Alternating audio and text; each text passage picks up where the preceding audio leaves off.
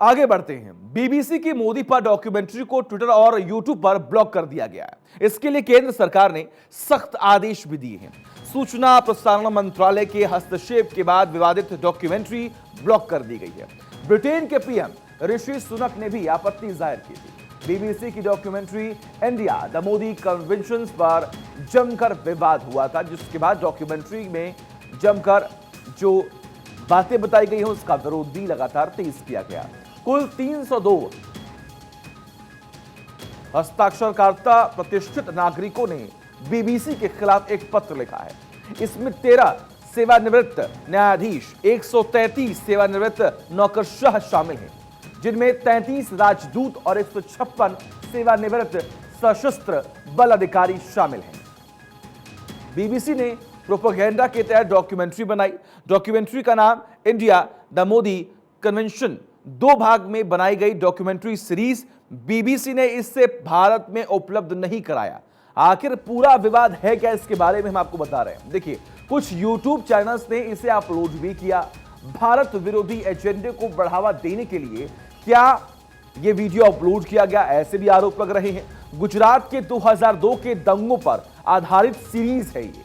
तत्कालीन मुख्यमंत्री नरेंद्र मोदी थे जब उस वक्त गोधरा कांड हुआ था। डॉक्यूमेंट्री में नरेंद्र मोदी की छवि को धूमिल किया गया। 2002 दंगों के लिए मोदी को जिम्मेदार भी दिखाया गया। ब्रिटिश पीएम ऋषि सुनक ने इसका विरोध भी किया। भारत में इसका विरोध शुरू हुआ। भारत सरकार ने आपत्ति जाहिर की। भारत सरकार का एक्शन भी इस पर सामने आया। एक्शन क्या हुआ है, अब जरा इसके बारे में भी आप जान लीजिए। एक्शन लेते हुए सरकार ने यह बड़ा फैसला लिया कि डॉक्यूमेंट्री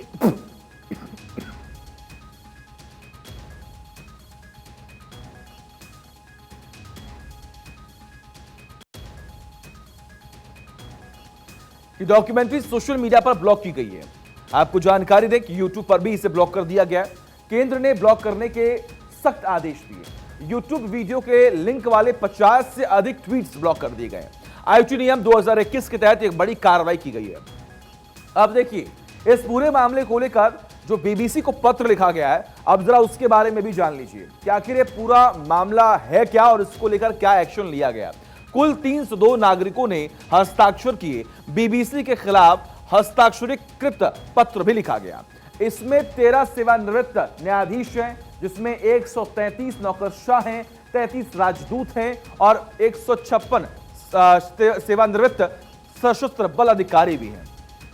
तो ये तमाम जो बड़े आरोप लग रहे हैं कि पीएम नरेंद्र मोदी की इमेज को धूमिल करने के लिए ये डॉक्यूमेंट्री बनाई गई है। ये डॉक्यूमेंट्री 2 पार्ट्स में बनाई गई थी, जिस पर फिलहाल आपको जानकारी दें कि यह बड़ा एक्शन लिया गया है। और एक्शन के तहत बीबीसी को पत्र भी लिखा गया, जिसमें तमाम अधिकारियों के हस्ताक्षर भी हैं, तमाम न्यायाधीशों के हस्ताक्षर भी हैं। अब देखिए, पश्चिमी देशों के कुछ मीडिया हाउस पीएम मोदी और भारत की दुनिया में धमक को बर्दाश्त नहीं कर पा रहे हैं। उन्हीं में से बीबीसी भी एक ही है।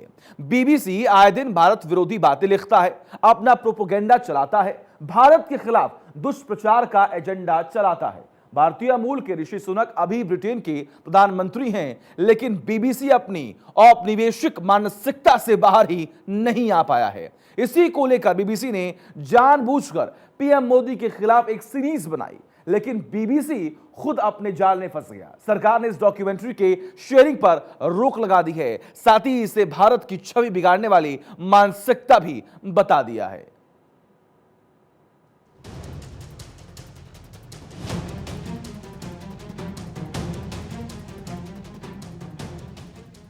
भारत के खिलाफ प्रोपेगेंडा की साजिश रचने वाले ब्रिटिश ब्रॉडकास्टिंग कॉर्पोरेशन यानी कि बीबीसी पर सरकार ने करारा तमाचा जड़ा। बीबीसी का प्रोपेगेंडा है भारत के दुष्प्रचार का। इसका एजेंडा भारत के खिलाफ रहता है और अब भारत सरकार ने इस एजेंडे पर लगाम लगाने की तैयारी कर रही है। केंद्र सरकार ने पीएम मोदी को लेकर बनी बीबीसी की documentary India the Modi question को शेयर करने वाले ट्वीट्स को ब्लॉक करने का आदेश दिया। डॉक्यूमेंट्री की जांच में पाया गया कि ये छवि बिगाड़ने की कोशिश है। डॉक्यूमेंट्री के यूट्यूब के लिंक जिन ट्वीट के जरिए शेयर किए गए, उनको भी ब्लॉक कर दिया गया। मंत्रालय ने कहा कि बीबीसी इसे भारत में उपलब्ध नहीं कराए कुछ YouTube चैनल ने इसे अपलोड किया। ऐसा लगता है कि भारत विरोधी एजेंडे को बढ़ावा देने के लिए इसे अपलोड किया गया। बताया जा रहा है कि YouTube ने भी वीडियो को फिर से अपने प्लेटफॉर्म पर अपलोड करने पर ब्लॉक करने के निर्देश दिए। ट्विटर ने भी अन्य प्लेटफॉर्म पर वीडियो लिंक, ट्वीट्स की पहचान करने और उन्हें ब्लॉक कराने का निर्देश दिया। रिपोर्ट्स के मुताबिक सूचना और प्रसारण मंत्रालय ने आदेश दिया बीबीसी डॉक्यूमेंट्री के पहले एपिसोड के YouTube पर शेयर किए गए सभी वीडियो को ब्लॉक किया जाए। ट्विटर को बीबीसी की डॉक्यूमेंट्री के YouTube वीडियो के लिंक वाले 50 से अधिक ट्वीट्स ब्लॉक करने का आदेश दिया गया। ये निर्देश आईटी नियम 2021 के तहत आपातकाल शक्तियों का उपयोग करते हुए जारी किए गए। YouTube और ट्विटर दोनों ने इनका पालन किया। आपको बता दें कि ये डॉक्यूमेंट्री ब्रिटेन के public broadcaster British broadcasting corporation की ओर से बनाई गई। भारत सरकार ने इसे प्रधानमंत्री मोदी और देश के खिलाफ प्रोपेगेंडा बताया। उधर बीबीसी की डॉक्यूमेंट्री पर ब्रिटिश संसद में चर्चा हुई थी। पाकिस्तानी मूल के सांसद इमरान हुसैन ने कहा कि गुजरात दंगों के लिए सीधे तौर पर पीएम मोदी जिम्मेदार थे। अब भी दंगा पीड़ितों को इंसाफ नहीं मिला। उन्होंने ब्रिटिश पीएम ऋषि सुनक से सवाल किया, दंगे में मोदी की भूमिका पर क्या कहना है। इस पर सुनक ने कहा था कि बीबीसी की डॉक्यूमेंट्री में जिस तरह से पीएम मोदी को दिखाया गया, मैं उससे कतई सहमत नहीं हूं। उन्होंने कहा कि ब्रिटेन सरकार की स्थिति स्पष्ट नहीं है।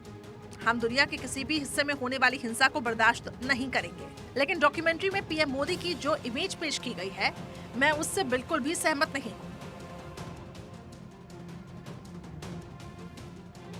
बीबीसी ने 17 जनवरी द मोदी क्वेश्चन डॉक्यूमेंट्री का पहला एपिसोड YouTube पर रिलीज किया था। दूसरा एपिसोड 24 जनवरी को रिलीज होना था। इससे पहले ही केंद्र सरकार ने पहले एपिसोड को YouTube से हटा दिया। पहले एपिसोड के डिस्क्रिप्शन में लिखा था, ये डॉक्यूमेंट्री भारत के प्रधानमंत्री नरेंद्र मोदी और मुस्लिम अल्पसंख्यकों के बीच तनाव पर नजर डालती है। गुजरात में 2002 में हुए दंगों में नरेंद्र मोदी की भूमिका के दावों की जांच करती है। यूके के सांसद लॉर्ड रामी रेंजर ने बीबीसी की डॉक्यूमेंट्री को लेकर 18 जनवरी को ट्वीट किया। उन्होंने बीबीसी से कहा, आपने भारत के 100 करोड़ से अधिक लोगों की भावनाओं को ठेस पहुंचाई है। एक लोकतांत्रिक रूप से चुने गए प्रधानमंत्री भारतीय पुलिस और भारतीय न्यायपालिका की भावनाओं को ठेस पहुंचाई है। हम गुजरात दंगों की निंदा करते हैं, लेकिन आपकी पक्षपातपूर्ण रिपोर्टिंग की भी आलोचना करते हैं। ये बीबीसी वही है जिसने न्यूजीलैंड के प्रधानमंत्री पर टिप्पणी की थी और इसने माना कि हाँ, मैंने गलत हेडलाइन लिखी। जिस 2002 के दंगों की दुहाई बीबीसी दे रहा है, उसकी जांच के लिए भारत की सुप्रीम अदालत ने एसआईटी का गठन किया था। कमेटी ने दंगों में नरेंद्र मोदी का हाथ नहीं था। एसआईटी ने कहा था कि मोदी के खिलाफ कोई सबूत नहीं मिले। जून 2022 में सुप्रीम कोर्ट ने एसआईटी की तरफ से मोदी को मिली क्लीन चिट को सही माना था। जबकि भारत के हाईएस्ट कोर्ट जो सुप्रीम कोर्ट ऑफ इंडिया है, सर्वोच्च अदालत ने उनको एसआईटी जो बनाई थी उनके डायरेक्शंस पे, उसने पेनस्टेकिंग इसकी इन्वेस्टिगेशन की, इसका पूरी तरह जांच पड़ताल की कई साल, उसके बाद रिपोर्ट सबमिट की और सुप्रीम कोर्ट ने उस रिपोर्ट को एक्सेप्ट किया। भारत की जो सर्वोच्च अदालत है, अगर उसने प्राइम मिनिस्टर नरेंद्र मोदी को वरी कर दिया और कहा है कि उनका इसमें कोई रोल नहीं था, तो उसके बाद बीबीसी को ये डॉक्यूमेंट्री बनाने का कोई मतलब नहीं लगता, अनलेस उनका कोई एजेंडा है। ब्रिटिश ब्रॉडकास्टिंग कॉर्पोरेशन यानी कि बीबीसी ब्रिटेन का मीडिया हाउस है जो भारत की आजादी से लेकर अब तक खबरों का प्रसारण करता है। भारत को आजादी मिले 75 साल हो गए। भारत आजादी का अमृत महोत्सव मना रहा है, लेकिन बीबीसी अपनी औपनिवेशक सोच से बाहर नहीं आ पाया। बीबीसी ये नहीं पचा पा रहा कि जिस भारत पर ब्रिटेन ने राज किया, वो आज ब्रिटेन से आगे कैसे निकल रहा है। बीबीसी ने एक बड़ी कॉन्कॉक्टेड सीरीज जारी की है जिसका केवल और केवल एक ही मकसद है कि 2024 के इलेक्शन से पहले किसी न किसी तरीके से मोदी को बर्बाद किया जाए। इसमें उन्होंने बड़ी कॉन्कॉक्टेड स्टोरीज लिखी हैं जिसका कोई पैरा ना सिर है ना ढंग है। बीबीसी समझते हैं कि अभी भी वो एक कॉलोनियल पावर हैं और समझते हैं कि ये जो हम इंपीरियल पावर हैं, हम जो मर्जी कर सकते हैं, जैसे भी फिल्म हम चाहते हैं बना सकते हैं। और उनका मकसद क्या है? क्यों बनाई है उन्होंने ऐसी फिल्म? क्या वो भारत में कुछ इंटरफेयर करना चाहते हैं हमारे इंटरनल अफेयर में? क्या वो अपनी डोमेस्टिक सिचुएशन देख रहे हैं इसलिए उन्होंने ऐसी फिल्म बनाई? क्या वो प्राइम मिनिस्टर ऋषि सुनाक के खिलाफ हैं? क्या वो हमारे प्रधानमंत्री जी के खिलाफ हैं? वो किस बारे में क्या वो कह रहे हैं? क्योंकि उन्होंने बिल्कुल असत्य कहा है, उन्होंने कुछ भी फैक्चुअल रिपोर्टिंग नहीं की है। बीबीसी को दुनिया भर में भारत का दम, पीएम मोदी की धमक बर्दाश्त नहीं हो रही है। तभी तो आए दिन भारत विरोधी प्रोपेगेंडा चलाकर भारत के दुष्प्रचार का एजेंडा चलाता रहता है, पीएम मोदी को टारगेट करता रहता है। Bureau report, Bharat 24।